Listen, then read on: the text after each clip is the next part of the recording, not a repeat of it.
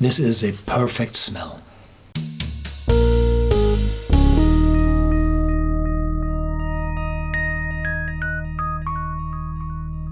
Welcome to Whisky.com, where fine spirits meet. My name is Horst Lüning. I'm the master taster of Whisky.com, and today we have a look at the Laphroaig Triple Wood. 48% ABV, 45 euros, dollars, pounds, whatever.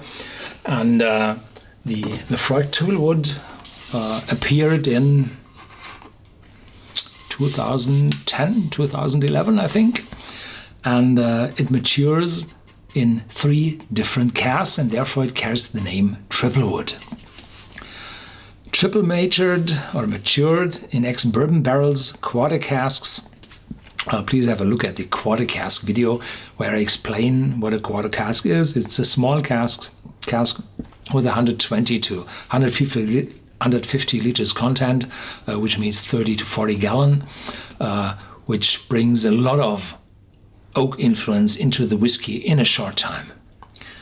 And finally, in European oak, so the first Laphroaig is typically ex-bourbon and refill ex-bourbon casks. The quarter cask is also American white oak, but in different size. And the third one now is European oak, which brings a more spicy and tannin laden aroma into the whiskey, to create a subtle marriage of peat, wood, and a touch of sherry sweetness. So there had been sherry in the cask also. The most richly flavored of all Scotch whiskies is said here on the label. I think nobody had already argued against this sentence.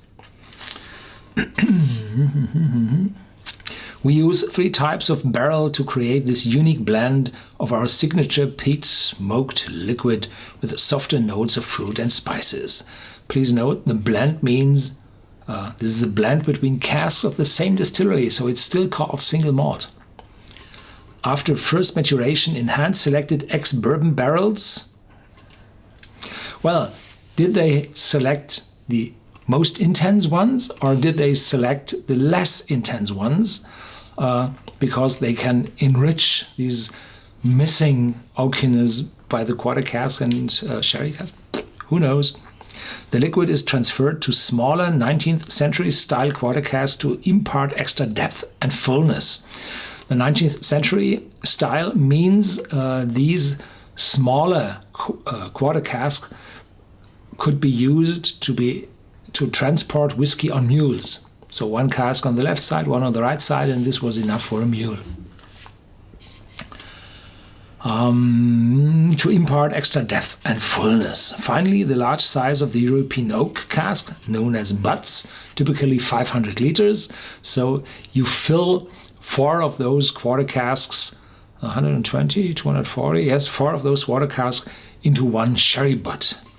Allows for a slow maturation, all leading to a soft, complex, and fully rounded flavor. So typically, ex-bourbon casks, normal maturation, then filling into small casks, extreme fast maturation for 6 months or so, and then going in big butts, sherry butts, slower maturation, typically, I heard of 1 year to 2 years, something in between.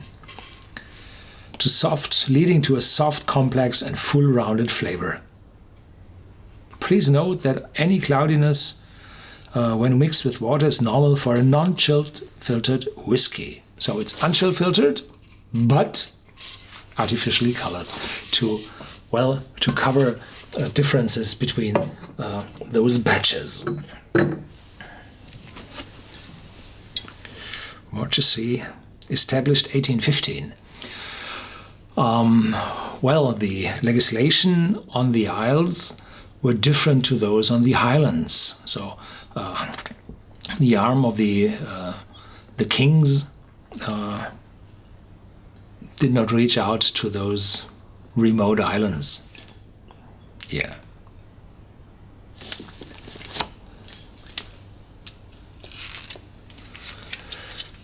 I had this one 5 years ago, I think, last time, and I have a wonderful remembrance of this whiskey.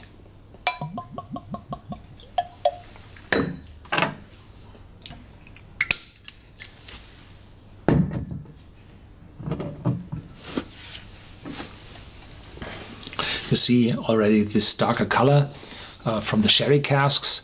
Even if they add a little caramel, they do not add so much that the complete character of the appearance on the taste would change. No, it's just to middle out the differences in the batches.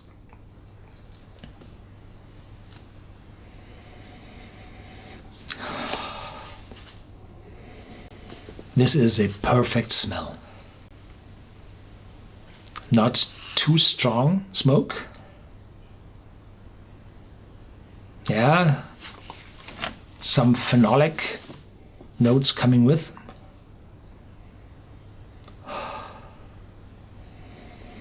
Oakiness showing up already in the smell.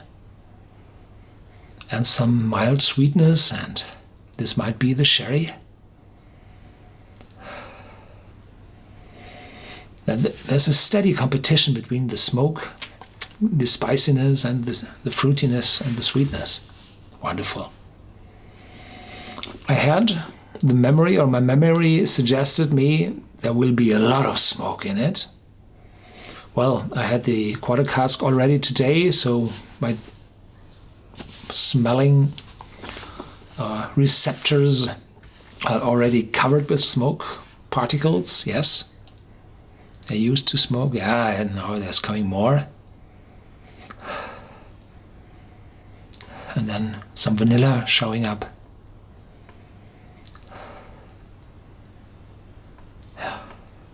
A wonderful complex aroma. One of the very, very best of Laphroaig.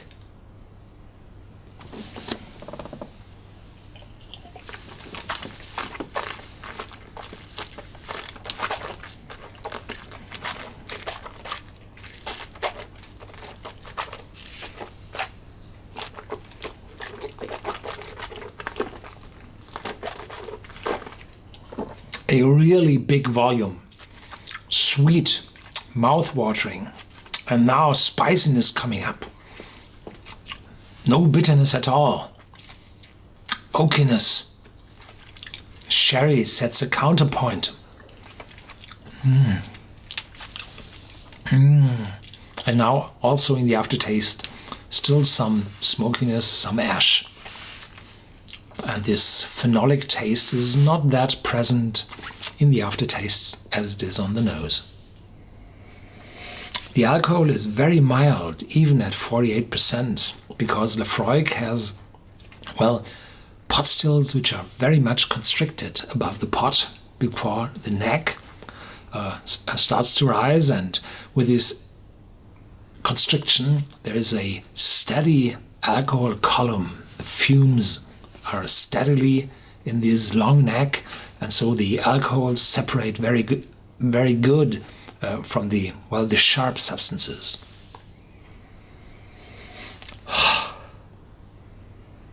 Vanilla, bourbon vanille.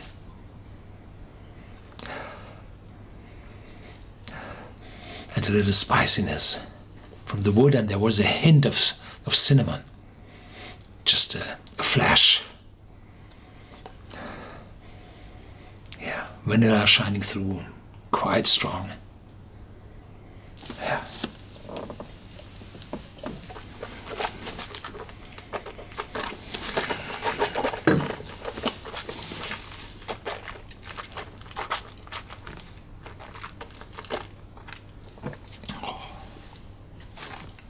Second gulp. Whenever you have the chance to put such a bottle in your basket, please do so. If you like smoky whiskey. If you do not like smoky whiskey, no, not for you. But if you like smoky whiskey, then this one is really for you. It shows a complexity which very rarely shines up with a no age statement whiskey. And whoever says, I do not drink whiskey without an age statement on it, you lose on this one. So this one is better than a lot of aged whiskey.